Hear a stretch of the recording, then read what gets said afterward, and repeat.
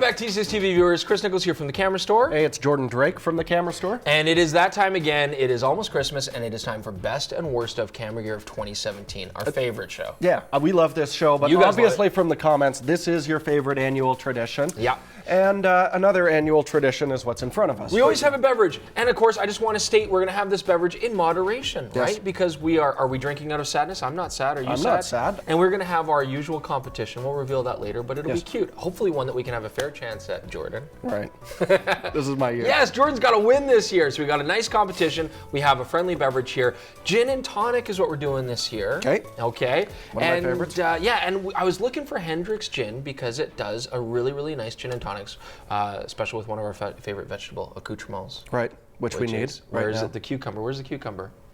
Oh, perfect. There's Levi of the Lake giving me ex-cucumber.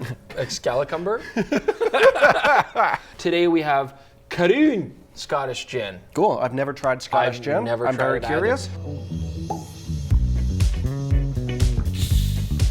I don't know why this picture's so dirty. It's disgusting. What's the worst that could happen, though, The dirtiest pictures. Ooh, I can feel the bubbles. Throw it in there, man. The displacement is bigger than I anticipated. That's the only cutting surface that you could find in this whole place? What? All right, so as usual, we always have a fun little activity, a little challenge that we give to ourselves, and we've done Operation Chess. Lens Pong, Beer all pong. of which you've failed miserably at. So we have a game here which has no advantage to anybody whatsoever. It's merely guessing. All right. Here it is. Now, So, game of chance. Is it like a problem to talk about a trademark game while we're drinking booze? I don't know. So let's just call it, I don't know, what is this? We're playing Fight Boat tonight. YouTube's demonetizing a lot of videos, so we're just going to steer clear of copyright laws. So yeah, we're just... All right. So you can't see that? I feel like I've really thought this through. Okay. I feel like I've just done this quickly so that we can get on with it. Okay. All right, Jordan, so before we get to our lenses, I'm going to let you go first. Why don't you grab a shot here? Okay, so if I hit, you drink. Okay. So I am going to say C3. Oh, it's a miss, my friend. Okay. B7. Is a miss. Oh, what? Okay. All right. So let's start off the show as usual with our favorite lenses of 2017. All right, so number 3 on our list of best lenses of 2017, I gotta give it to the Sony 85 1.8. And there's lots of lenses out there that have been excellent this year, but why I chose this, first off, it's great to see that Sony's actually coming out with new lenses. This whole myth of them not having a lens lineup, we have to put that to rest. But also because this is a perfect example of a lens that competes with something that is almost, 2 to 3 times more expensive in the Zeiss Batis, and yet optically gives us the exact same performance. I used this lens in Thailand, I loved it. my number 2 lens of this year, it's the Fujinon 18-55. This thing is incredibly small, light, but it's parfocal, it's breathing corrected, it's an unbelievable video lens. Only drawback to it, it's only available in E-mount now, but this thing is stunning. If you have a Sony camera, you want this lens. You want it. All right, here it is, best lens of 2017. It's the Leica 8-18 for Micro Four Thirds. We did something a little bit different here because I know there's so many great lenses. The Sony 16-35, 2.8's amazing, all these kind of things. But this is really a very sharp, very well corrected and unique lens. Still has filter thread, 67 millimeters. You know, this lens is a 2.8 to 4, which keeps it small, but you're gonna shoot it mostly wide anyways, where the 2.8 really shines. And overall, this really fulfills the promise that Micro Four Thirds wanted to do, which is give us great lenses that have lots of capabilities in a very compact and small size. Now you may be thinking, oh Chris, your opinion's horse, you're crazy, you're out to lunch, and that's all right, because what we have for this particular season now, 2017, is our friends all across the photo biz are signing in to say their opinions, and so here's one of them to give us their best lens of 2017. Hello TCS TV viewers, it's Gordon here from Camera Labs. Now when Chris and Jordan asked me to talk about my favourite lens of 2017, there was only one choice. Well, of course that's a complete lie, there were loads of great choices in 2017, but the one that really stood out for me was the Leica 8-18mm for Micro Four Thirds, and I've got it mounted here on a Lumix G9 body. Now this is an ultra wide angle zoom, and the things that I really liked about it are that it's very sharp at all focal lengths and apertures, it focuses quickly and quietly, it's weather sealed, but most importantly for me as a long exposure photographer is that it has a filter thread on the end which allows you to mount neutral density filters, polarizers, or anything else you want to stick on the end. In contrast, the Olympus and Lumix G7 to 14mm lenses do not have filter threads, which makes it a real pain to mount anything on. You've got to have these great big attachments on the end. So for all these reasons, the Leica 8 to 18mm was my favourite lens that I tested in 2017. Thanks, and see you over at Camera Labs. Bye. I'm going to say H10. H10. That's a miss. Wait, what comes after H? Oh, yeah, it's a miss. D3. Miss, sucker. D2. D2. That's a hit.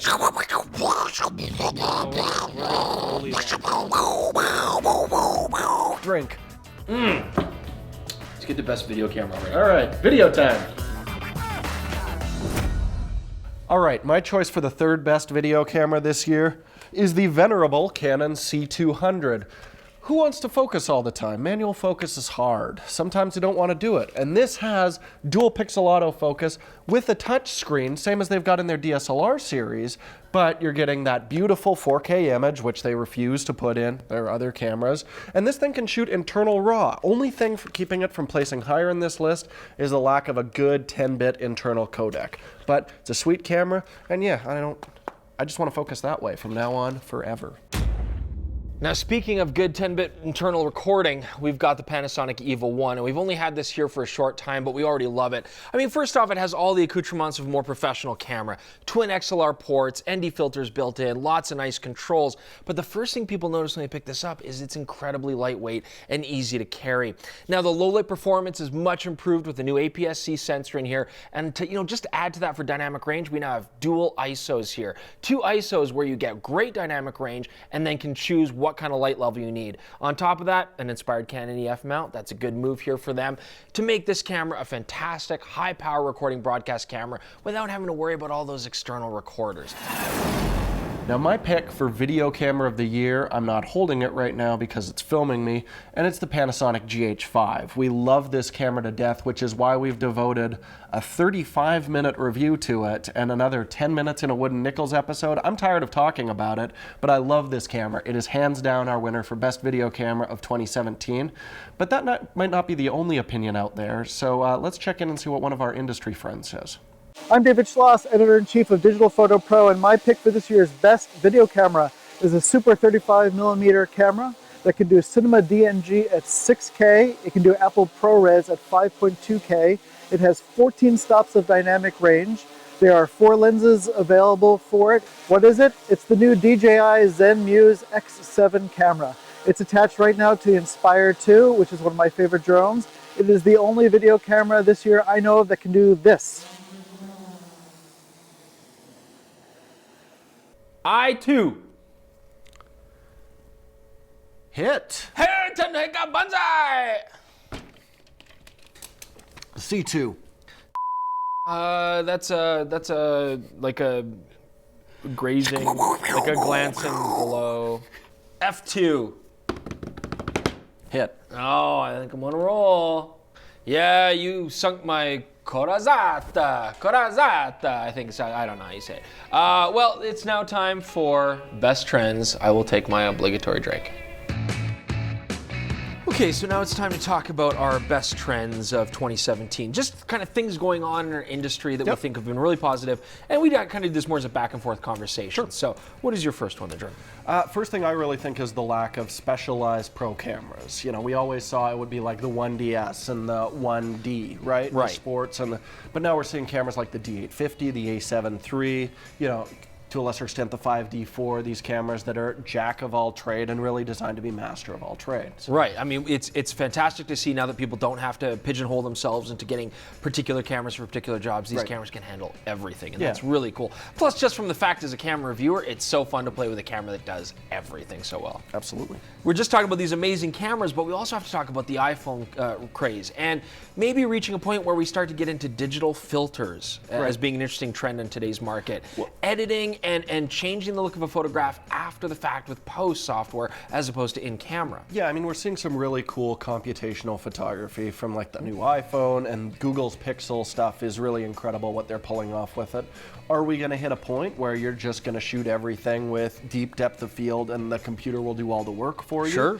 I mean, certainly maybe. That does seem to be one direction. I know that scares a lot of people, but that could be doesn't seem as much fun to me. It could be a very exciting frontier that we start moving into. Other thing I really want to talk about is quality stuff from China. So DJI really got the ball rolling with this with some of the most innovative drone stuff, but now like my favorite light, the Aperture Cobb 300, is a product from China, and we're starting to see it with lenses now too, like the Laowa lenses that you've been using. Yeah, I've really enjoyed them. And you got to remember too, I mean, China is not obviously a new thing. I mean, they've been in the industry forever, but I think we've really seen them move past this kind of cheap, plentiful junk, or really affordable garbage, to now making very high-tech, very on par, even better equipment than a lot of the European and North American markets can make. And we have to accept and understand that. I mean, it's good cost, and they're very, very good products, and people are using them now as a first choice, not as an affordable choice. Yeah, it's a really big change. We should just talk about things that are happening in our industry, and this is a very positive thing, is just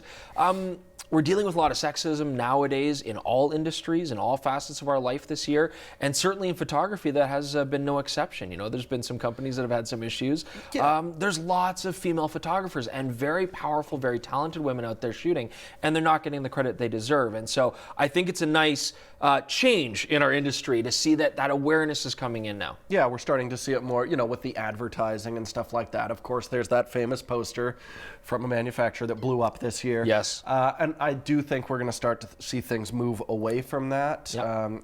Yeah, it's time, honestly. It's been kind of embarrassing for a long time in the photo But this is a great change for our industry, and so we're very happy about that. Now, also on top of that, though, we've got another very insightful friend of ours in the industry, and they're going to share their opinion now. Let's see what they say. Top trend for 2017. This is actually somewhat of a difficult topic for me personally because we have a lot of trends that come and go every year, and I think personally that it takes more than a year. It takes a couple years for those to get into a development cycle where they become useful and we start to see that technology implemented across the board. I was able to narrow this down to two things. They're somewhat related, and the first one would be what we're seeing in 2017 with sensor design. Sony is obviously leading the charge on this. They make sensors for just about everybody out there. And a couple years ago, we started to see them experiment with things like backside illumination, and particularly in the area of medium format. We've obviously had medium format digital for quite a while now, but it's always been way out of the price range of what most people can afford, and to be honest, I think the technology has kind of gotten a little bit old in recent years. Sony is obviously leading the charge on this, and this year I had the opportunity to check out two of the Phase 1 backs, the IQ3s. I checked out the monochrome version as well as the trichromatic version.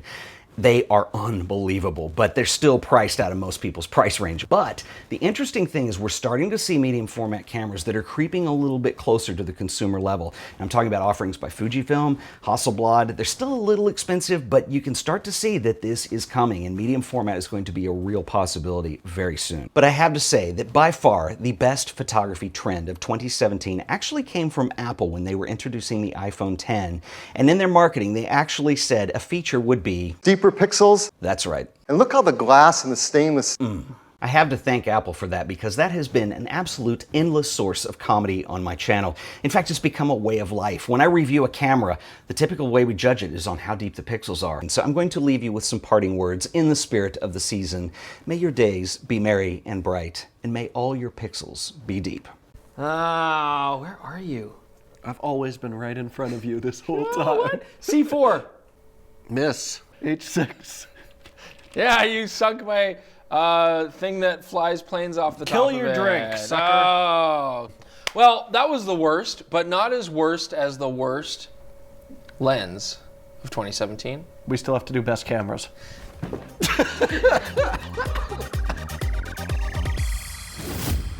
All right, best camera of the year, number 3. And we've had a lot of good choices this year, which is fantastic. So many good cameras coming out. But I got to give it to my little bro, the Fuji X-T20. I had such a good time shooting this in Japan, and it really has become such a good selling camera because it hits a great price point, comes with an 1855 option, which is still one of the best kit lenses to date for optical quality.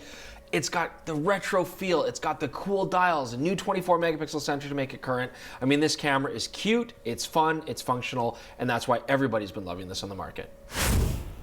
For a number 2 camera, Chris and I debated long and hard on this. I apparently lost the debate because this is one of the most well-rounded cameras I've ever seen, the Sony a7R III. They took care of everything that annoyed us photographically with it and added things for video shooters like the huge battery life. This camera is trying its best to address all the limitations of mirrorless, and it did a killer job. And for that reason, I guess it's our second best camera of the year. Okay, so I'm giving it this year, best of. You're giving it. To the Nikon D850. Okay, I want you to Jordan. justify that decision right now. Easily. Okay, this camera has incredible, almost medium format camera resolution. Yes. It's rugged, it's beautifully designed, it has one of the best viewfinders I've ever seen. The focus rate is just almost 100% hit. The camera's got built-in Wi-Fi, it's got decent video. I mean, they really just made a superior SLR, easily the best we've ever seen of all time, ever. Yeah, I wouldn't debate that, but I would say that we're starting to see the wind shift in the other direction. Is it not possible that you're being slightly nostalgic making this decision because you want to give DSLRs one last sail off into the wind? That's exactly right, and we have to appreciate that. I am saying this because it is a sign of respect. This is a show of nostalgia. At the same time, we're not going to be able to do this next year. This is the last time that we're probably going to be able to say that an SLR like this could be the best. So yes, I am giving this to the D850 because it deserves it, but also because it's the right thing to do, Jordan. It is a beautiful show of your emotions overpowering your better judgment. You know, it's not always about facts and reality and the truth. Sometimes it's about in here. It was a really fun camera to shoot with, and it's the best SLR ever made. Yes, and this might be the last of the best SLRs ever made, Jordan. Well, let's see what some of our friends have to say. Hi, Chris and Jordan. It's Chelsea and Tony Northrup here, and we're here to tell you our favorite cameras of 2017. Mine, really tough call. I was between 2 cameras, but one of them had better glass for what I love to do, which is wildlife photography. So my favorite camera of this year is the Nikon D850. It's got, woo-hoo-hoo. I was so excited about this camera. It's got a great autofocusing system, a great resolution. I love it so far. I also love the camera that you chose, Tony. Yeah, and I love the D850 too. The time lapses on it are amazing. The lenses that you can get for it are cannot be matched by the camera that I have. But I had to pick the Sony a7R III because, you know, I love electronic viewfinders, and Sony finally came together and gave me everything that I was asking for, like dual memory cards and bigger buttons, and the focusing system is just stellar. And the fact that I can use the viewfinder with silent shooting at 10 frames a second, it's awesome for sports or just about anything except maybe wildlife because of the lack of lenses. They're supposed to have a 400 out soon, so maybe it'll be different next year. Yeah. H5 is a hit. Yes, I suck your 3 thing. Oh, Drink it. Oh, sweet, good graces of Gorgonzola. I guess it's time for Worst lens? Wow. It's time for the worst. This is what everybody really waits for. And I'm going to be mean because I'm losing this battleship game. Okay.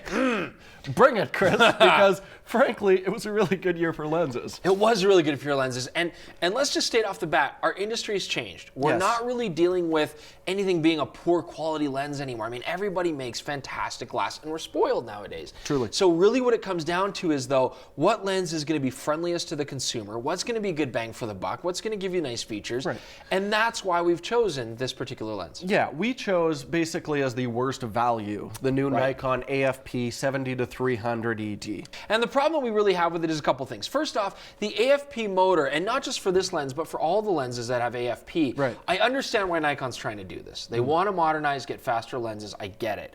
But it alienates so many of their consumer base. Right. I mean, EFS lenses with the STM motors will still work on older Canon cameras. Right. These do not work on older Nikon Well, cameras. and it's a budget lens. Like the 70-300, it's a slower lens. So a lot of people are still rocking like a Nikon D700. They're not going to have access to this with any kind of autofocus. And it is a real drawback. But more importantly than that, look at the price to performance. Canon's brought out their new 70-300 version 2. With the cool little LCD monitor on top. It's really really cool. Shows you distance scale. It's really nice. Absolutely, and it's currently less than half the price in Canada that this one is, and optically it's almost identical, if not a little better at the long end. I mean, if you can find the older 70 to 300 ED, it's a steal right now, but unfortunately they've stopped producing it. So if you want a new lens, you're stuck with this. Hey TCS viewers, thanks for having me on, guys. Now, most overpriced lens of 2017 for me has to go to the 75mm f1.25 Nock Deluxe. At over $13,000 US, I think Leica have totally won this prize of most overpriced lens. Canon have a longer 85mm and faster f1.2 autofocus lens for about 1/6 of the price of this. And Samyang make the same focal length, 85 1.2, for like $1,000. So that $12,000 surcharge to get that certain beautiful Leica look is a hell of a surcharge. Yes, the optics and the legacy of Leica are really something, but I feel like they really missed the ball on the pricing of this one. I'm gonna get you. F8. F8 and be there. That's a what? F8? Oh no, that's a hit. H8. H8 is, oh, that's a hit. Go! D7. Poop. You sunk my Your 3-hole thing. my Kill your drink. conflict craft. Kill your drink. And I guess that means that we're moving on to the worst trend of 2017. Worst trend of 2017. It's something that's very polarizing because some people are like, this is the way the world works. Get with the program. And it really is literally about getting with the program. Right. Other people are like, this is taking away my freedom and this is not how it should be. It's not fair. It's a polarizing issue. It's polarizing because we're talking about subscription-based fees for programming. Right, and specifically, I mean, Lightroom Adobe, and Creative Cloud, Creative that Cloud. entire suite. Yeah. And yeah, initially I was really on board for this. I was like, that's awesome. I'm going to get something cool I mean, I look at Netflix. Like every other week I tune into Netflix and I'm like, oh my God, that's something I want to watch. And it's there right in front of me. No, they leave us stagnant for a long time, but not the year and a half between major updates, which is really what we're seeing with the Adobe stuff. I thought we'd just be seeing cool little additions, but no, there's still major version overhauls, but you have to pay every month for it. Now, a lot of people are going to say, like, look, okay, you're going to get the latest updates. This is the way the world works now. Just pay your fees, whatever, and get on with it. But I almost feel like maybe Adobe is doing this because we live in an industry now where people aren't upgrading their cameras every 6 months. Right. I mean, you could have gotten Lightroom X and probably stuck with it for many, many years, and that makes Adobe no additional fun. So a lot of people are going to say, damn it, this is a cash grab, and they're taking my freedom, and they want my information. They're the and Columbia they're House of sell editing software. And I don't need Lightroom 12 right when I figured out how Lightroom X works. So, yeah, maybe that's what it is. Maybe everybody's just a crazy codger. But we've certainly actually moved on from Adobe products. We now do all of our video editing on Final Cut 10, and we've just moved over to Capture One for the majority of our editing. And honestly, Adobe's decision is a big part of that. Yeah, and Capture One, I like the file management better. I like the tools. I liked Lightroom, no problem there, but some of it was very confusing and annoying. And yeah, I mean, this is just simple. We pay to play, and yeah, we're old-fashioned, I guess. We are codgers. Get my monthly fee over my dead body. Worst trend of 2017 is kind of tough because this was a great year. There's a lot of amazing cameras that came out, but I do have one. I'm going to reach back a little bit for something that's been ongoing, and that's just bad support for smaller RAW file formats. So I shoot the 5D Mark IV. I use medium RAW a lot of the time because I just do not need the resolution. I'm shooting for web, and I know how these photos are going to get used, but I do have to give up quite a bit of dynamic range for that. The big culprit, though, is Sony for not including it in the A7R III. This is really frustrating because I shoot with the A7R II as well right now, and I couldn't imagine shooting a wedding. Those files are enormous, and I don't want to buy a whole bunch of extra memory cards. I don't want more hard drives. I have enough storage already. I need you guys, Sony especially, to please let me shoot in some smaller formats that are as close as possible to lossless. I8. I8 is a hit, and you have sunk my 4-holer. It's not the first time I've sunk his 4-holer. All right, I guess I'm killing this drink. Much like I just killed all of your innocent sailors, Worst video camera. dooming them to a marooned life on a tropical island, alone, to eat each other. All right, Chris. So, I mean, camcorders are kind of a dying breed, which we predicted. Kind of. Okay, pretty much consumer camcorders Yes. are dead at this Right. point, which we predicted a long time ago. We did. We even made a video about it. Nobody listened to us then, but they're listening now. Well, it's kind of funny you mentioned that video, Our Camcorder's Dead, because at the time, we brought out the Canon G20, which Right. at the time was the cutting edge for consumer camcorders. HF-G20, great little camera. And Canon, to combat the decline of consumer cameras at a time when Sony's adding phase detect and 1-inch chips to try to bring that market back, they brought out the Canon HF-G21, which is a Canon G20 +1. with one more digit and a couple different color profiles in it, but it's the same itty bitty chip. I mean, I can tell the market's dying, so they're not putting any R&D into it. Right, Basically, right, it's the exactly. same camera over and over and I over. mean, it's a dying market. People have jobs there at the camcorder division in Canon, and they're very scared. And so, you know, you come up with a different. You're like, well, let's just make it the HFG21, put it on a couple of people. You know, it keeps it fresh, it keeps it new. I understand, but yeah, if you know, the whole name of the game, especially when industry's in decline, is you got to make something innovative. Yeah. And again, this is a blanket thing for Canon in general. I want to see more innovation from them, and Right. certainly, it's not happening in the camcorder division. Definitely not. The worst camera video-wise has to be the 6D Mark II. Everyone was hoping Canon would finally give us full-frame 4K with a decent codec, but the loyal Canon filmmakers were once again disappointed. We have an excellent flip-out display with dual pixel autofocus, but along with that we get a video codec that's worse than the original 6D, providing for a soft 1080p image full of aliasing and more. We're also missing a headphone jack and focus peaking that cheaper Canon cameras offer. With mediocre photo specs as well, it's no wonder the 3-year-old D750 is outselling it by a wide margin. A7. Ah, another hit. H9. No! Yes, you sunk the ship. That's terrible. Drink. Terrible. This is not fun anymore. All right, so our honorable mention for worst camera of the year, I'm going to call this the Saved by Firmware Award, goes to the Hasselblad X1D. Look at it, it's gorgeous, it's beautiful, it's been getting weirdly rave reviews all over the internet, but when we tested this, when it was shipping to customers, it was borderline unusable. Now since then, they've made a lot of firmware updates. It's still a camera in need of, I'd say, another 8 major firmware updates, so it got off our list, but it still needs some work, the Hasselblad X1D. All right, so number 3 on our list is the Canon 6D Mark II. And I think a lot of people here probably agree it's a pretty bad camera. It actually got a lot of bad press. For me, it's kind of a mixed bag. There's things I do like about this camera, but I don't know, I guess we could look at the third worst camera being the best of the worst cameras. However, there's lots of glaring problems. Why did they get rid of things like the all-eye compression on the video? Why does it have the same dynamic range, for example, as like a 5D Mark II?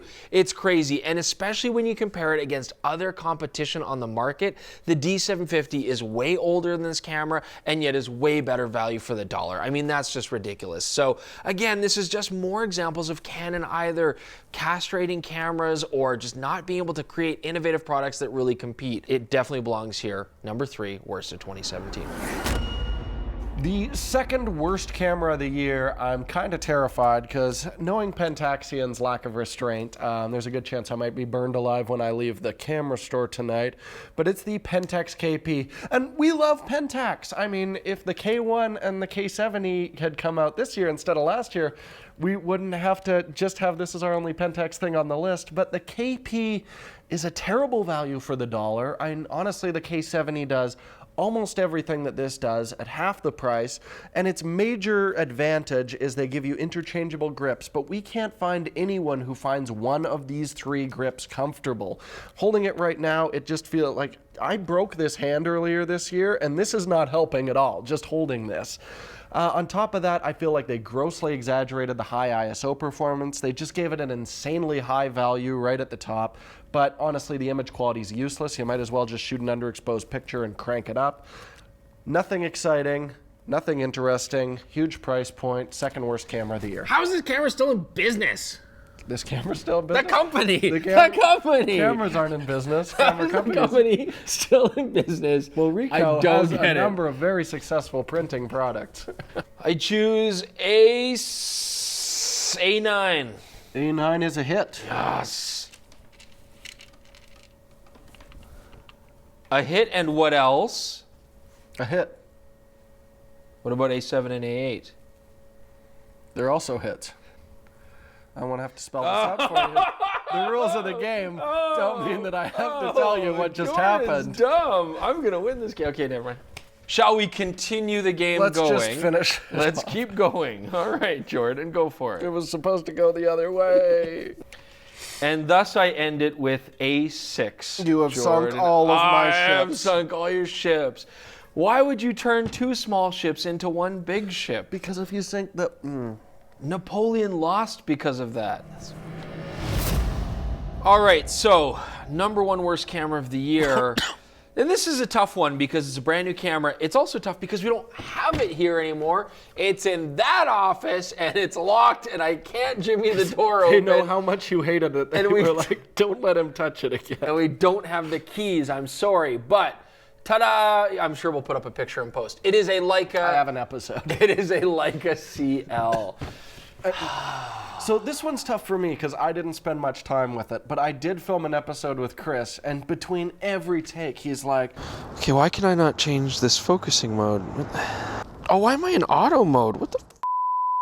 so why was it so bad? So yeah, so we're going with it because, you know, it's a few things. First off, anytime we've talked about Leicas on the show, people are always like, oh, you know, great, but only for rich YouTubers to afford, which does not include us because we are not those rich YouTubers at all. No. But no, it is an expensive camera. I mean, you're looking at spending like $5,000 with a lens to get this puppy Canadian.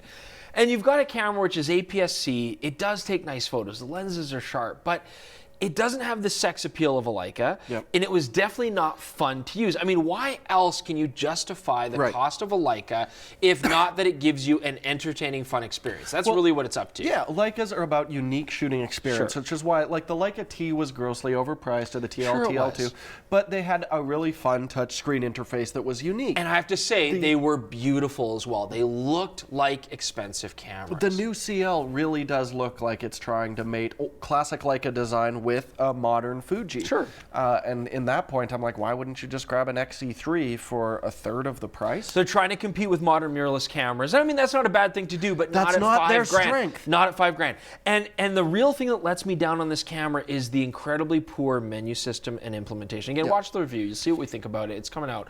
But let's see what one of our friends thinks is the worst camera of 2017. I'm excited to see what this is. Worst camera of the year. Well, the Yi M1 was pretty bad, but that had a super low price tag, so you get exactly what you pay for it, which is not much at all. The 60 Mark II, super high expectations, long product cycle, and what we got was a bit of a stinker. Are you listening, Canon? Well, that's empty. That is empty. We did a very good job, and you know, you had me on the ropes. Chris won again, as usual, so thank you for joining us for another Best and Worst stuff. And, you know, this was an interesting year because the fact is, it was really hard to decide what the worst things were. It was a bigger struggle than usual. And it was really hard to decide what the best things were because there were so many good products on the market. So I'm really excited to see where the industry goes in the future looking forward. I feel like our current technology is really hitting a plateau right now. So I'm looking at you, D850. I really feel like we'll see what happens with things like organic sensors, global shutters moving forward. I do really think the A9 is a glimpse towards the future, even though it didn't make our list this year. Silent shooting, lacquer rolling shutter, yeah, absolutely. Yeah, but the big takeaway for me this year, and honestly the best thing I got out of it, is we met a lot of amazing other people who are in this video. Yes, thank you to all of our friends in the biz who contributed. And of course, I know you already love their publications, you love their shows, so please do check out their stuff as well, absolutely. Follow us on Instagram, check out our Twitter accounts, especially mine, which is currently lagging behind his. Oh, that's low, dude. That's low. And we'll see you guys all soon. Thank you for joining us. Have a glorious intro into 2018. Absolutely, and thank you for joining us for 2017. I knew you would want the last word. I'm glad it ended the same way as 2014, 15, and 16. Thanks so much. We'll see you guys soon.